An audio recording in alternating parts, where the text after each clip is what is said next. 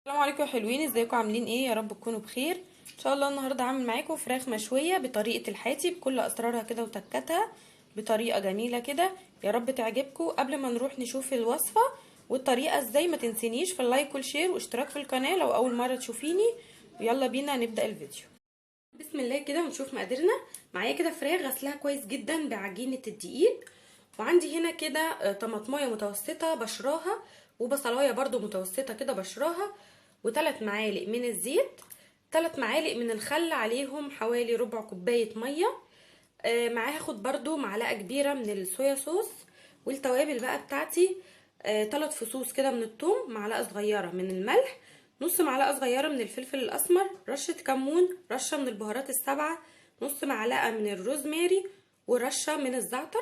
ما تكتريش من الزعتر عشان لما بيكتر بيبقى مش ظريف يعني في الحاجه، فرشه بسيطه كده هتدي طعم كويس جدا. تعالوا بقى نشوف هنعمل ايه. جبت كده الطبق بتاعي اللي انا هحط فيه، هنزل كده الطماطم، هنزل البصلايه، بصلايه مبشوره كده، وعليهم الزيت،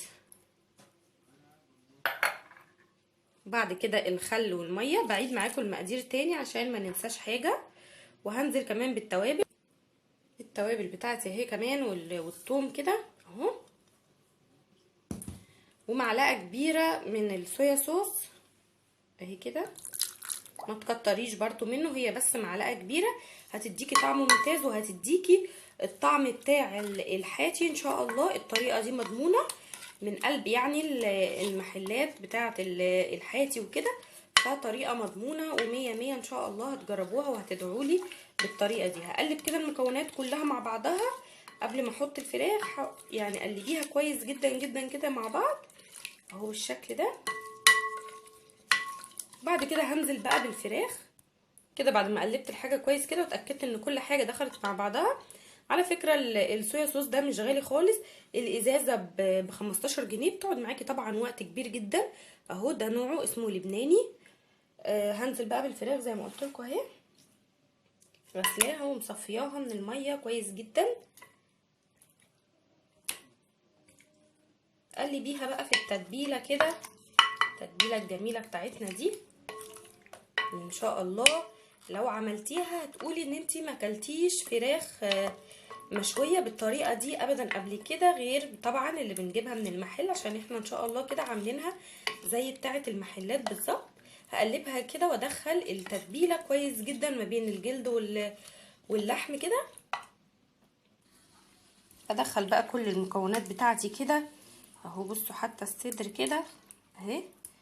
طبعا التتبيله دي عايزه تعملي فراخ اكتر هتكتري شويه في التتبيله، تبقى بصلتين مثلا. لو هتعملي فرختين تبقوا 2 من الطماطم. عايزه اقول لكم ان ريحتها تحفه، ريحتها جميله جدا اهي كده. تمام خلاص، هغطيها بقى وهحطها في التلاجة لمده ليله كامله.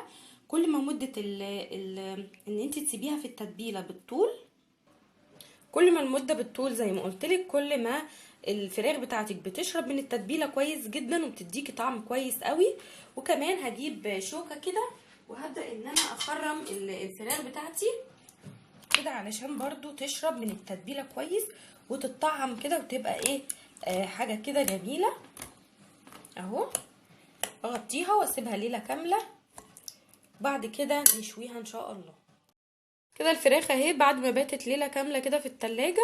جبت صينيه بقى اللي انا هحطها فيها، وهديها مسحه كده بس بالزيت بسيطه خالص علشان برضو ما تلزقش اهي. بعد كده هبدا ان انا ارص فيها الفراخ اهي كده بالشكل ده. طبعا الفراخ اتطعمت كويس جدا من التتبيله وبقى طعمها ممتاز جدا. هدخلها بقى تحت الشوايه كده على درجه حراره 250 درجه عاليه، مش عشان برضو ايه تستوي بسرعه وما تنشفش معايا اهي كده. بس كده هدخلها بقى الفرن وايه وارجع لكم ان شاء الله بعد ما تستوي كده. شكل الفراخ اهي بعد ما خرجت من الفرن، بصوا شكلها بقى عامل ازاي. تعالوا بقى نقدمها مع بعض. وده كده اهو الشكل النهائي للفراخ. جربوها بقى وان شاء الله هتعجبكم، طريه جدا ومستويه اهي زي ما انتم شايفين. استنوني بقى في فيديو جديد ان شاء الله. ما تنسونيش في اللايك في الشير لو الفيديو عجبك، والسلام عليكم ورحمة الله.